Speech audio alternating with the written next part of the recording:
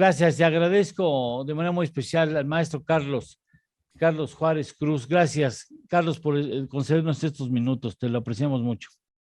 Muchas gracias a ti y a tu auditorio, Eduardo. Buen día. Muchas gracias. Oye, terrible lo que está pasando en México. Bueno, tenemos tantas preocupaciones y andamos metidos en tantos chismes y a veces lamentablemente no reaccionamos a eventos como lo que acaba de suceder en Michoacán, que es gravísimo.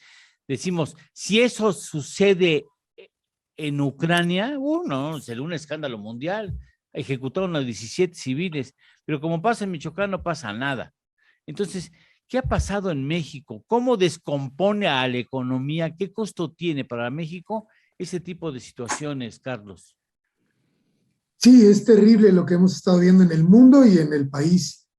A veces por la espectacularidad y por cómo nos afectan globalmente, nos centramos en los temas globales, pero aquí en nuestro propio país tenemos una cuenta mayor de homicidios y de violencia grave, y al mismo tiempo el fenómeno se reproduce en México, es decir, estos eventos tan terribles, tan brutales, que son también muy impactantes, se roban la atención como si fueran lo único que sucede, cuando en realidad llevamos ya muchos años reiterando que nos cuesta muchísimos recursos, muchísimo dinero específicamente, esta situación de violencia que vive el país. Obviamente, lo más importante que la pérdida más importante, que son las vidas humanas, el sufrimiento humano, el miedo con que vivimos, no se puede cuantificar, pero en el Instituto para la Economía y la Paz llevamos ya más de 8 años midiendo anualmente cómo nos impacta la violencia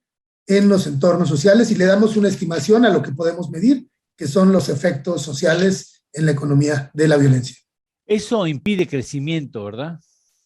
Por supuesto, sabemos que las sociedades, los países que tienen niveles más altos de violencia o más bajos de paz suelen tener menores tasas de crecimiento o incluso de crecimientos en el PIB, en el ingreso per cápita, y en el sentido contrario, cuando hay sociedades más pacíficas, suelen tener economías más prósperas, mejores condiciones de vida para los ciudadanos y ciudadanas, y al mismo tiempo es como un ciclo que se va retroalimentando.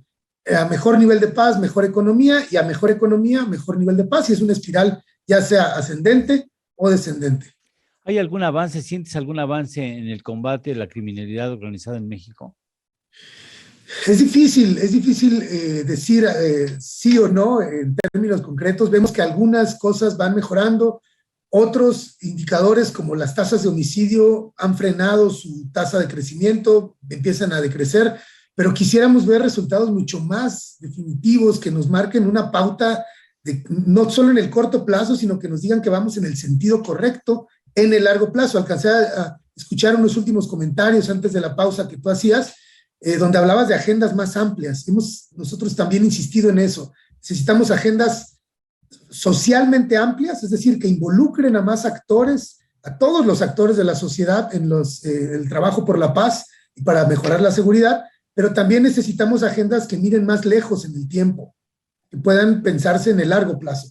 Y solo por compartirte un dato, en México la última estimación que hicimos nos decía que el impacto de la violencia en la economía llegó a ser aproximadamente del 22.5% del PIB nacional. 22.5% del PIB, es un dineral.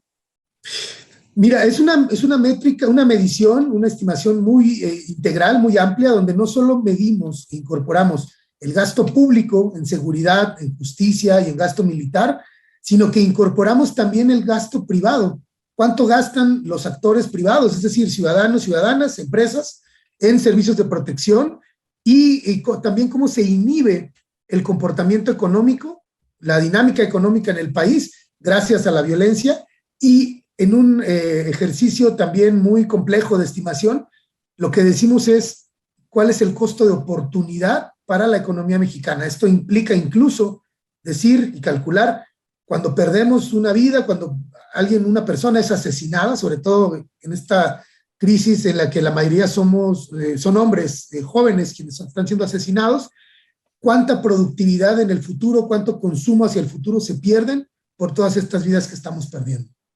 Oye, deberíamos de revisar las estrategias para hacerlas más eficientes, ¿no? Porque evidentemente el asunto de los abrazos no balazos, pues no va funcionando al parecer. Mira, hemos visto algunas cosas que generan cierta esperanza, otras que no tanto.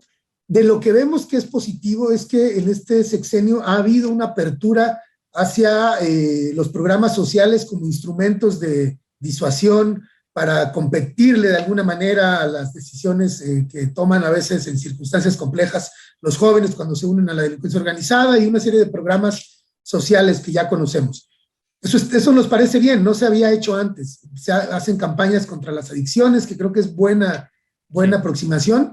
Lo que no hemos visto y que creo que está faltando es una verdadera articulación de los programas, los programas sociales con los programas de seguridad pública, con la Procuración de Justicia, y que veamos una estrategia articulada en verdad, que pueda ser estratégica y que no sea solamente destellos de política pública o de programas incluso que van como en el sentido que es correcto, podría ser el sentido correcto, pero no son estratégicas y por tanto no son eficientes ni eficaces. ¿Han hecho ustedes la propuesta al gobierno?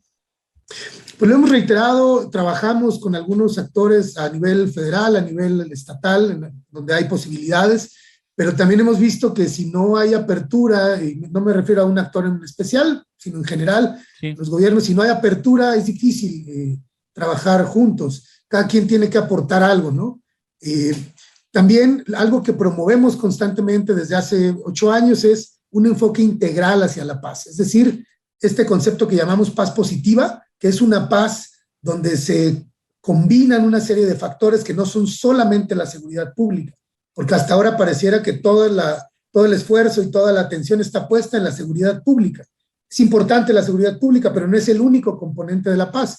Tendríamos que conectar esos esfuerzos con el combate a la corrupción, con la eficacia y eficiencia de los servicios públicos, con protección a medios de comunicación que juegan un papel fundamental, con elevar los estándares éticos de los ciudadanos y familias, programas educativos, programas de salud mental, salud integral, un larguísimo etcétera, reducir las desigualdades, etcétera.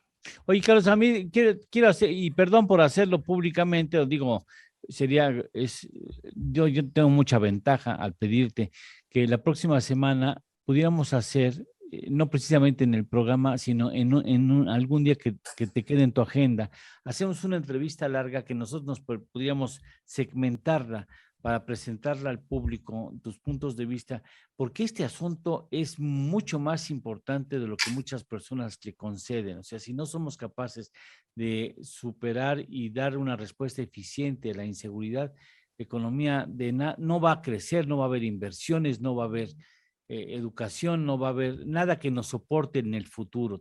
Es un asunto medular. El costo económico, ya nos los has dicho, es más de dos veces la corrupción, de lo que se estima el costo de la corrupción. Es más de 7 veces la inversión en salud en un año, es más de 6 veces la inversión en educación en un año en el país también, es grave. Tienes razón, este tema es fundamental, cuenta conmigo, invítame cuando gustes. Órale, nos ponemos de acuerdo y hacemos la entrevista, no sé si en esta semana o en la siguiente tempranito, o el sábado o el domingo, y le damos un espacio ya en conjunto como de 30 y tantos minutos, ¿te parece bien? Me dará muchísimo gusto. Muchas gracias, Carlos, por lo menos te aprecio mucho que estés aquí con nosotros, muchas gracias. Un saludo y pues tengamos mucho ánimo, son tiempos difíciles, pero hay que mantener la esperanza y hay que trabajar para salir pronto de estas crisis. Muchas gracias, Carlos. Muchas gracias, maestro. Eres muy amable.